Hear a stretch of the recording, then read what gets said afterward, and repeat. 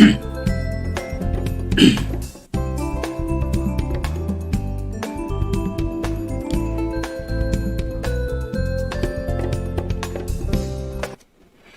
welcome to Sibya I.T with Kuya GT. It's now the 18th of September and episode 12.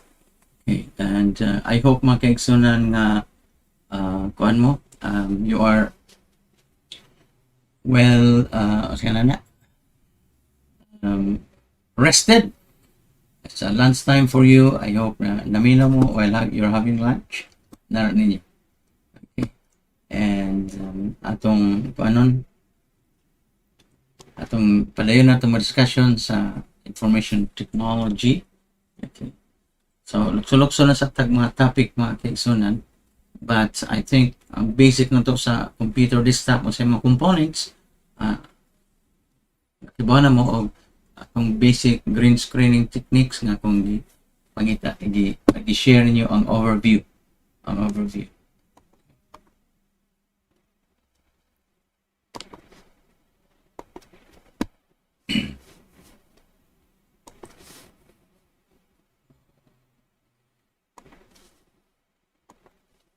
Alright, so ang Sibya I.T man itong programa nga nag-discuss og mga issues about sa information technology. Hinautong ta nga malingaw mo sa atong discussions. Dili pa kayo grabe itong discussion, simple lang siya. And later on discuss tag mga bagong cellphones, mga bagong gadgets, bagong technologies, mga news mga kaigsunan. Yeah, magkonsa tag mga technology news. Right, so unsay mga kuan ito, mga advancements in technology. Okay. So okay, problema nito pa ha, wala ko ma-set ning I don't know kung na-set ba na ko ang messages ani. Sorry, I forgot kung na-set ba na ko ang restream. Sorry, ang title nitong program ang kaigsunan. Sorry, nakuha siguro na to. Na kalimtan, no? Na ito pala, taligaman sa mga title sa linya. Let's say, relax na sa mga gamay.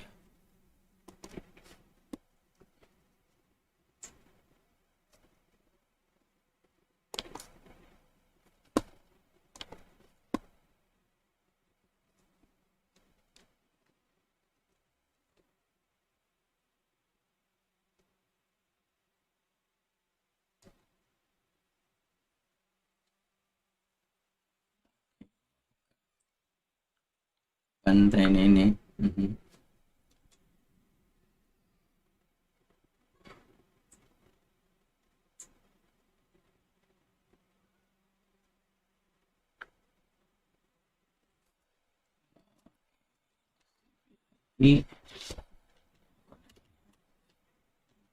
Sibya. Maayong buntag mga higala, welcome sa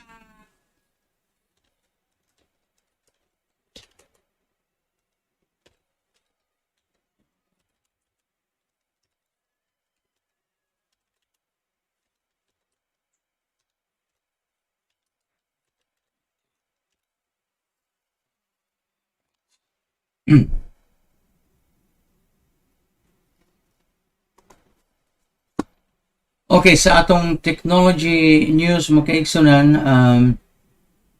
nay bag-o nga deal regarding TikTok. It keeps ByteDance as its majority owner. Okay. Ang TikTok mga kaigsunan, ang popular nga social media platform, ang Chinese parent company nga gihalag ByteDance company, magpadayon siya nga mahimo siyang majority shareholder. Magpadayon siya nga majority shareholder. Ayaw pa klaro niya ito nga.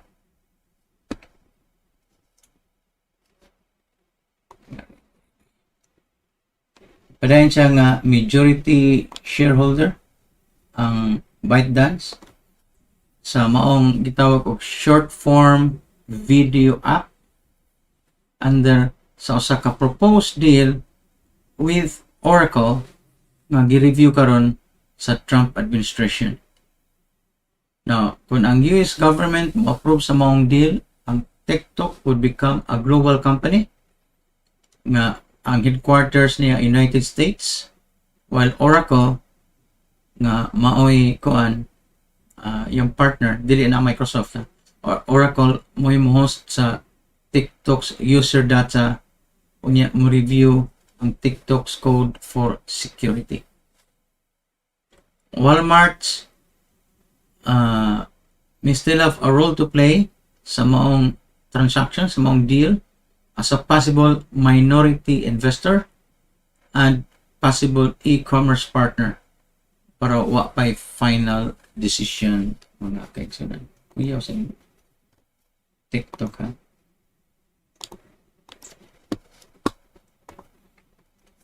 Under sa mga proposal, ang US government mo approve sa member sa TikTok's board. One board member is supposed to be an expert in data security and it would hold a top security clearance. The appointee would be responsible for chairing a security committee whose members would be US citizens, individually approved by the US government. Payawan ko niya, because this is now the US government interfering in a supposedly innocuous or innocent na social media platform. So, sunod na ang takeover niya, Facebook na po. The global company is expected to file for an IPO in about 12 months. And it will be listed on a US stock exchange. So most likely, it would be on the Nasdaq. Kaya ang New York Stock Exchange, usually the big guys, ito mga technology, usually nga sa Nasdaq. Pero depende kay mabot na 100 million, di nga rin na rin sila mo sa New York Stock Exchange, NYSE. Billion. The structure of the deal reflects a revised term sheet that the US government sent to ByteDance and Oracle last Wednesday, which the companies have accepted. The terms of the agreements makaprovoke na siya pushback gikan ni President Donald Trump. At the White House briefing sa Merkulis, si Trump ni-indicate nga ning-oppose siya sa prospect of ByteDance retaining a majority share in TikTok. Isya ganahag ang ByteDance, which is a Chinese company, nagya po yung majority share sa TikTok. Conceptually, I can tell you I don't like that matter. If that's the case, I'm not going to be happy with that. Ang mga cabinet officials ni Trump were briefed on the deal sa Merkulis. Ang Treasury Secretary, Merkulis nila Huwebes na. Si Treasury Secretary Steve Mnuchin, Commerce Secretary Wilbur Ross, and Attorney General William Barr appeared to be supportive of the proposal, while the Secretary of State Mike Pompeo was described as neutral sa maong deal and requested more details on how TikTok data would be protected. Yan para good. Ang TikTok ba? Sayaw, kanta-kanta. Inita ni Trump. Kung saan ka ng Facebook itself or ka ng mga ni Trump, yung si Trump nga, take over na for security reasons despite being a US corporation. Pwede na. Primero realizo na. Meanwhile, a raft of lawmakers have weighed in on the proposal, with Senator Josh Housley, a vocal critic of TikTok, remaining under ByteDance's control. Available evidence compels only one conclusion: ByteDance has no intention whatsoever of relinquishing ultimate control of TikTok. That's precisely the problem that the president's action sought to solve, and it has the same problem that the proposed Oracle partnership leaves fully intact. In short, the proposal violates the president's order. Kuya,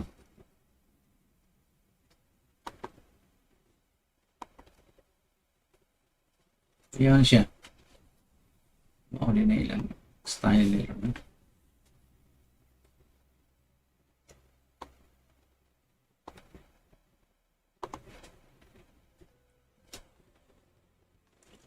Okay. Now, the only thing that matters, matod pa ni Republican Senator Mark Rubio, is whether we are protecting the personal and consumer data of Americans from being collected by or diverted to China. So, ano kayo dyan? Mga developments. Sa laing bahin, ang mga NASA astronauts na bagong task karon. Astronauts make videos of Estee Lauder products. Hala, it's a fashion beauty company. Magbuhat nila advertisement videos dito sa International Space Station ba? Kuya pa. Kuya na yung mga balitaan na. Mga NASA astronauts karon dito sa International Space Station. Although ang International Space Station is the world's most unique laboratory for 20 years now, hosting hundreds of scientific experiments, crews of astronauts, and even the occasional slime. But now NASA, one of the space station's primary operators, is preparing to oversee the largest push of business activity aboard the ISS.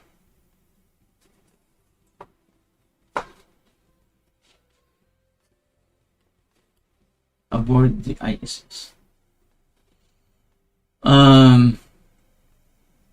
Later this month, up to 10 bottles na po kabotilya sa new Estee Lauder skincare serum will launch to the space station. Pada dito, si Elon Musk na po yung magdaan na ang SpaceX. NASA astronauts are expected to film the items in the microgravity environment of the ISS, and the company will be able to use that footage in ad campaigns or other promotional material. So, kung sila mga raw video ito, imo na nilang B-roll, nga na sa film industry, the B-roll. The details of the plans were first reported by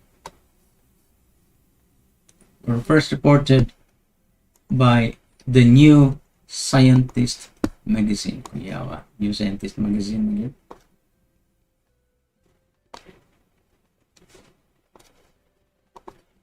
If the footage is used in a commercial, it will be the first advertisement filmed in space.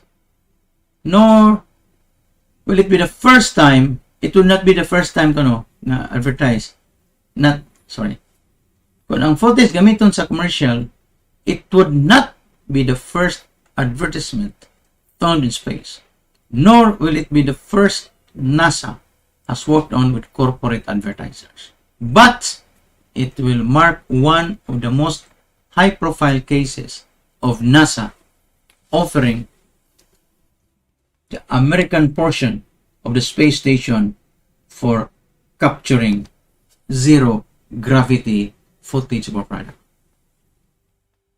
Maglutaw-lutaw yung product ito yung mga advertisement. Green screen po na nila. The Estee Lauder partnership will continue.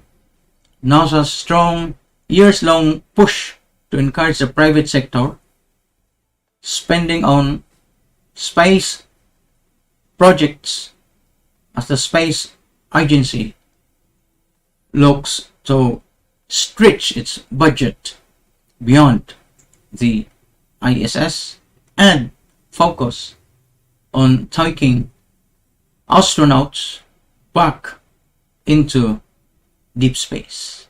So, di na sa mga ISS nga sila sa deep space. Those efforts, including allowing the space station to be used for marketing and entertainment purposes. Importante rin yung marketing rin. Pila kay rates ano nila dito ha. Siya ang pangking sunod.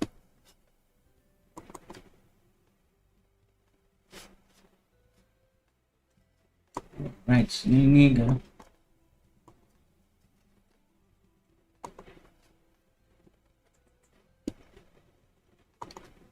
Okay.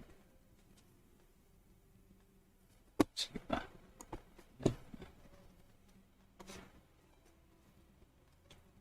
Now, na bagong reality show nga promise siya to send winner into space for 10 days. Uy, makadaog sa PBB na. O sa ka-planned reality show will seek to give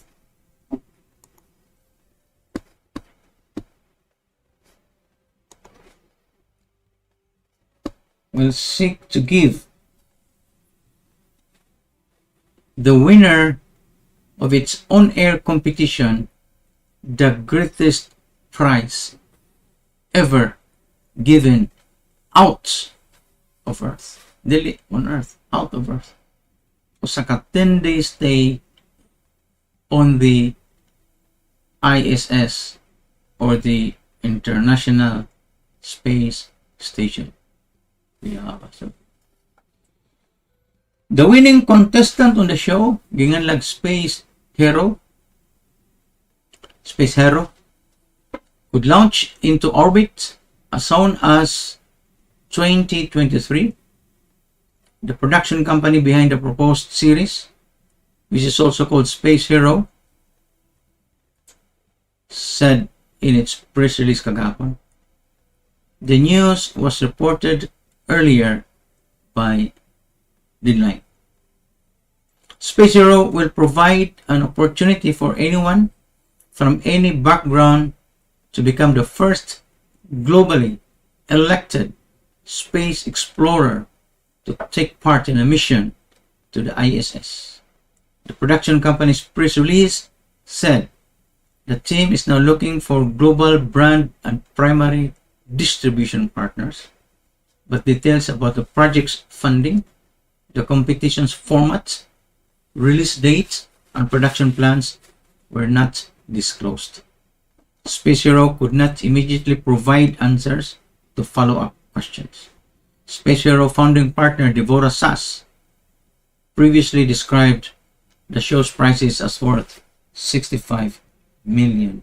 The company also revealed that it's working with Propagate, a prominent production company that works on other unscripted competition series such as the Food Network's Chopped. Propagate founders Ben Silverman and Howard Owens have previously worked on shows that include The Office, Ugly Betty, and MasterChef.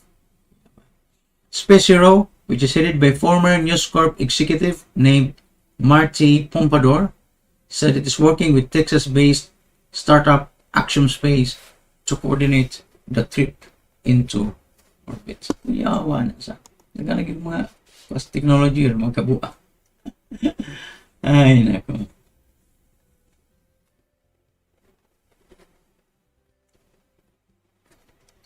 Now, sa graphics cards, remember katong graphics cards atong pang-mention sa computer, especially the external graphics cards. Ang NVIDIA is one of the biggest graphics cards producers in the world. Karon, NVIDIA nag-announce that they have hit a snag sa ilang $40 billion ARM deal with China.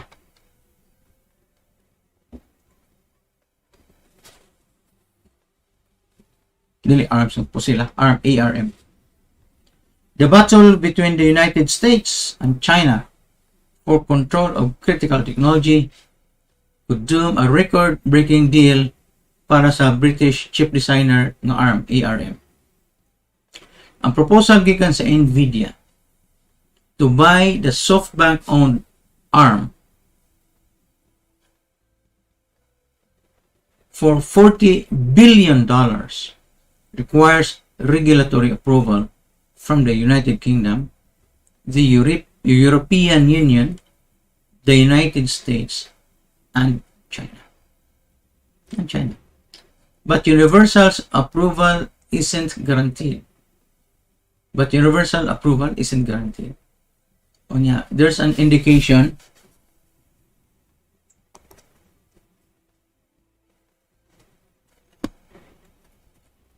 an indication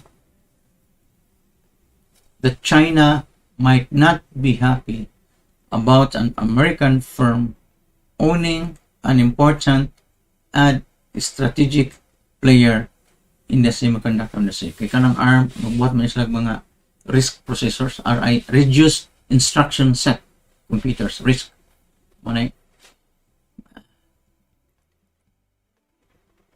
ARM makes RISC processors. RISC is RISC, reduced instruction set computers. Ang sabotan ng reduced instruction set, ang CPU itself has fewer machine language instructions compared to, let's say, Intel or AMD. So fewer instructions, then you can have smaller bits or bytes, and if you have bigger bytes, then you can maximize the use of the extra bytes.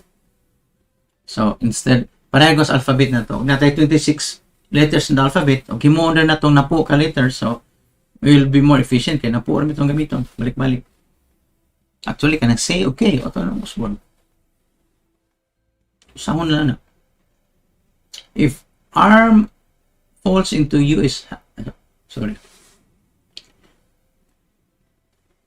ang Osaka Chinese tabloid, ginganlag the Global Times, sa iyang op-ed, gipublish karon sa manahan.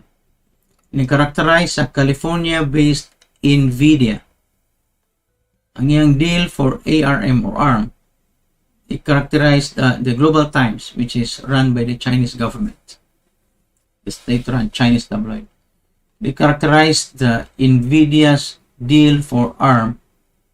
So Nvidia is US, ARM is British, as disturbing for the Chinese and European tech companies that rely on ARM's advanced chip designs. If ARM falls into US hands, matod pa sa maong tabloid, Chinese technology companies would certainly be placed at a big disadvantage in the market. Of course. Okay, remember, almost all that technologies, intellectual property, kaya sa Americans or the British, yeah, there's a free market there, palito na nila. Ang Chinese regulators haven't spoken publicly about the deal, but the state-run media is often viewed as a barometer of sentiment among senior officials.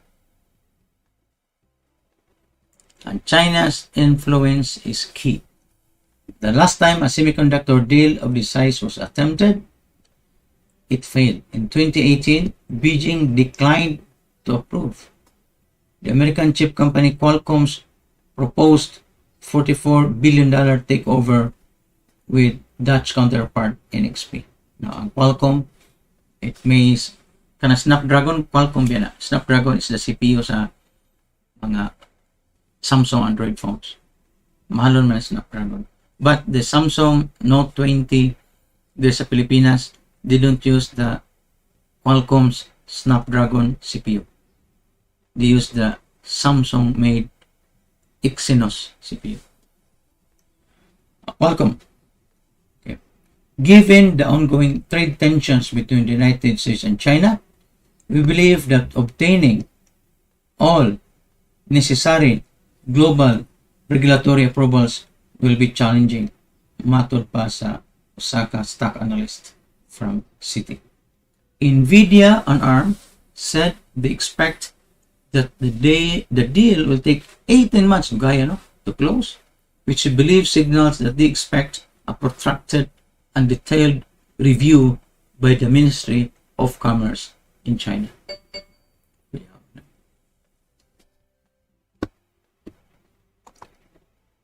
Now, semiconductors power everything from smartphones to self-driving cars. Industry has consolidated over the years because designing and manufacturing cutting-edge computer chips requires huge amounts of cash for R&D or research and development. Ang ARM, which is based in Cambridge in the in UK, and is known as one of Britain's most successful tech companies, designs chips used by Samsung, Apple, and other major smartphone makers. Many leading Chinese semiconductor firms such as Huawei o ganyang subsidiary nga HiSilicon use ARM intellectual property for their cutting edge designs. ARM has been really useful for China because the UK and the UK export rules are a bit more lax compared to US. Nvidia and ARM have offered reassurances that the British firm will remain neutral. As part of Nvidia, ARM will continue maintaining the global customer neutrality that has been foundational to its success. Matod pa sa press release sa Nvidia of ARM. But if ARM is acquired by an American company, it would likely be subject sa US regulations, and the government in Washington has been increasingly using export controls to cut Chinese tech firms off from key technology. So kung tag-iya na ron ang Nvidia na may US, ay natagain ninyo ang buwan na ang Huawei. Tagay ang ARM processor. ARM.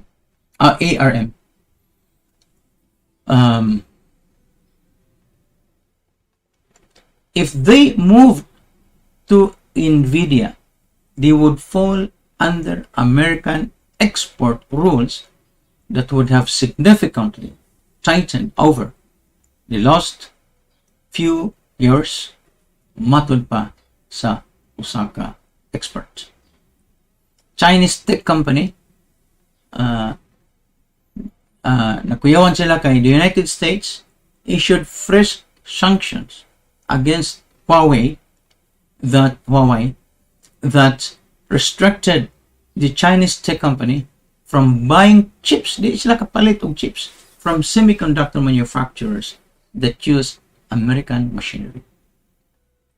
Why naman din ay?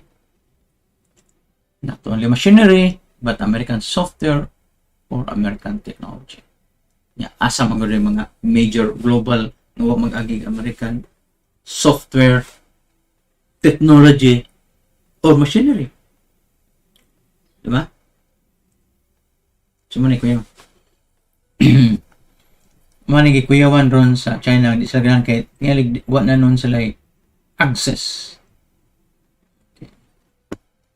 Once like access. Kaya ito din i-greet si Wilson Herrera o si Ramirez nga naminaw ron sa 3 si Martires Cavite. Control over ARM by a US company would mean potentially na more restrictions sa the use of ARM technology, which is British, by Chinese firms that would come under the new export controls or other US regulatory action. Chinese regulatory officials will likely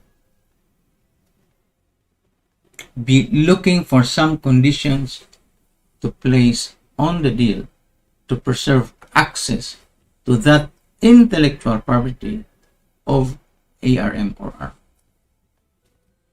ARM itself has a joint venture in China which is developing its own capacity for semiconductor intellectual property design. Chinese regulators would require ARM China office to be spun off to ensure it does not come under US regulatory action. bukon yung mga US China, pero ang intellectual property sa mitigiya na ang ARM China or ang ARM UK. Okay, so mana magkadag kong negosyo, initan lagi ka na yun, manang EVX din lang tama po sa EVX.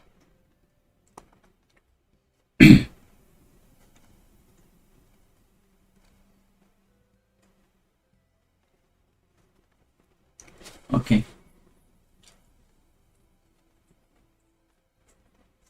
Now,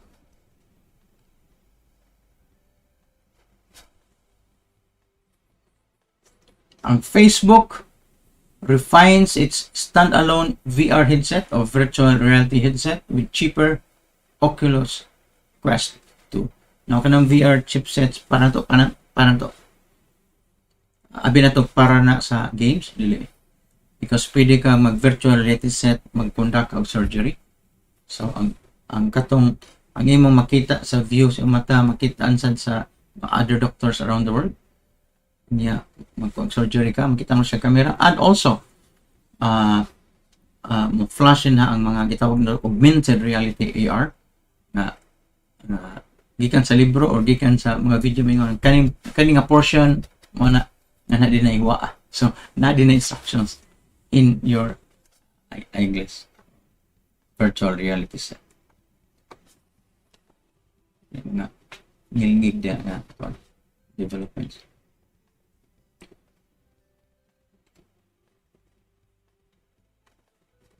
Okay, gusto mo rin na. Oh, by the way, si Mercy Alivio, minaw karon from Hong Kong. Sa mga napita sa Hong Kong, Mercy. O si Norma Romarati watching here in Lahub. So, then,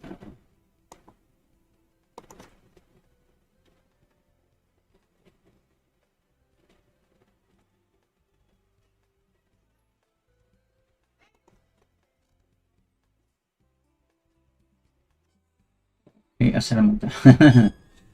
Main. Asa naman ito? Main. Okay. Pwede mong tawag din ako.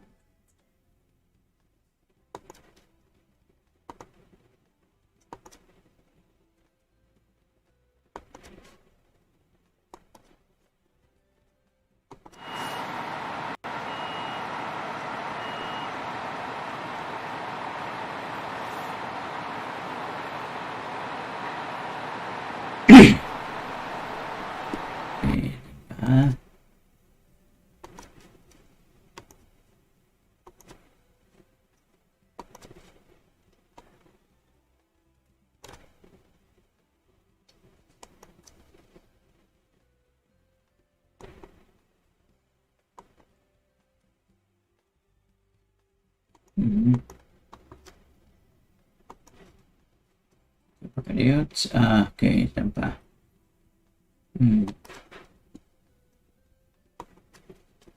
Ay, ano ka?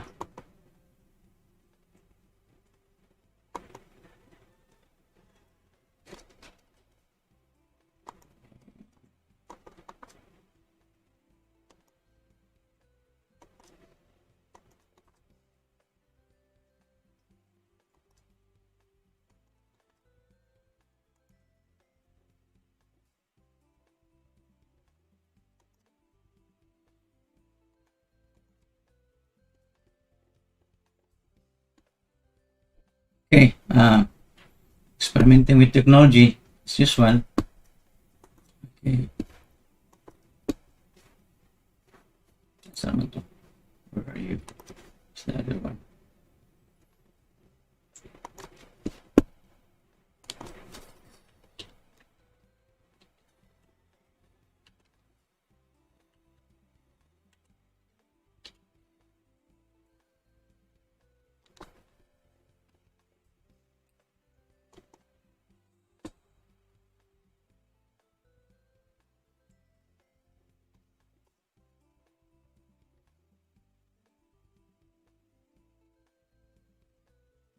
Okay, sa bagong mga balita ang makaigsunan.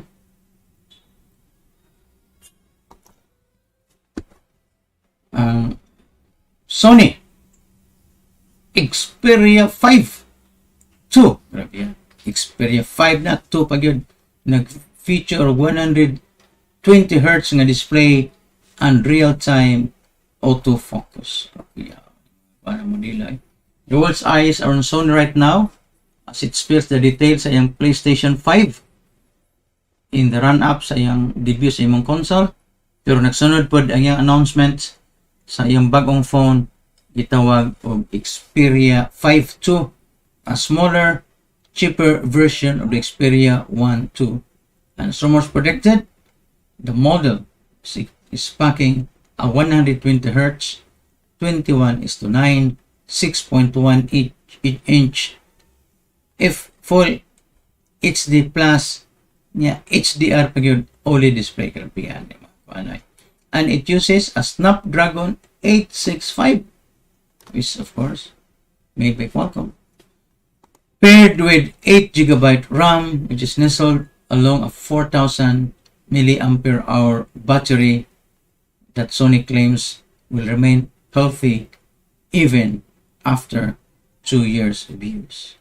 And the handset still packs expandable storage and a 3.5mm headphone jack for those who need and want both features. Kani bitong mga bag-orong cellphone wa na headphone jack, di mo na kag mahupdan day kag battery sa imong Bluetooth. Niya sa Bluetooth sa di sa kaka-sekreto ka ng sinultihan John Perez na sekreto, di na pwede. Di na pwede kay mukusog man kag aron manlunggan diri. The Xperia 5 II can support a number of 5G bands, but unfortunately none will work in the US. So Europe rin na ila day. Yan na siya mga developments also. Excellent.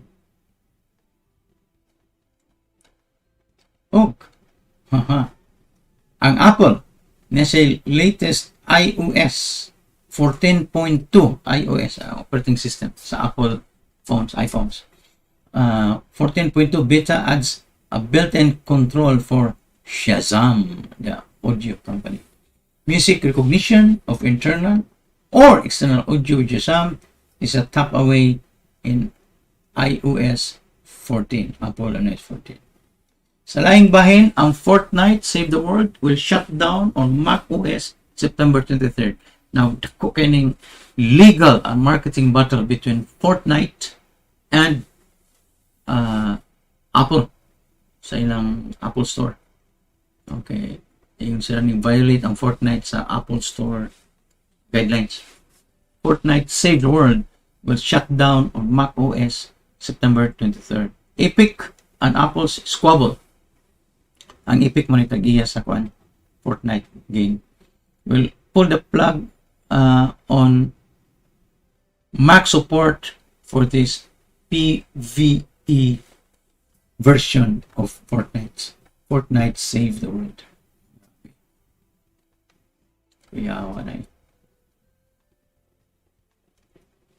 Ang Spotify karon muad na sad siya og notifications of new podcast episodes. Layo ra mo sa YouTube o sa Facebook, dugay sila naghatag notifications. Ang Spotify belatedly it's now adding notifications for its new podcast. Paano notify na bagong podcast nga na-upload.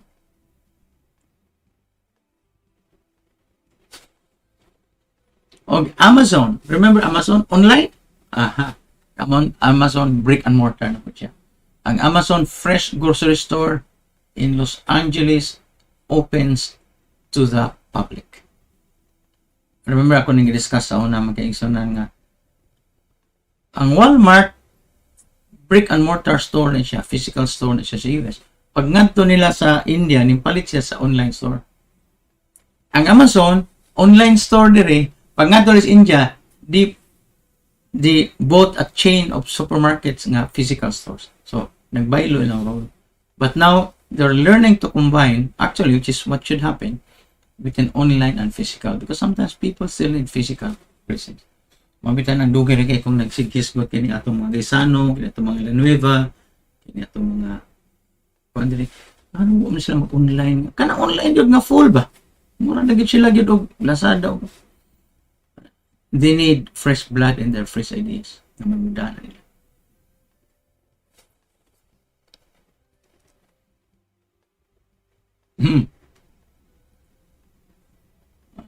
Mozilla is now shutting down Firefox Send and Notes. In early November, it will end support for that one. Sa Mozilla web browser. And Alexa users can share their routines with others. Ano ni routines? More kag playlist ba? Or set of instructions yung may share sa uban sa templates. Maisa na nga development. Movies latest portable battery pack as a flip out Apple Watch charger. Yung battery pack mo gawas pili ka maka-charge.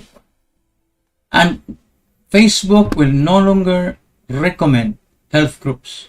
Groups have been a major source of misinformation on the platform. So man ang Facebook din nakapili mo. Panilag mo ko na.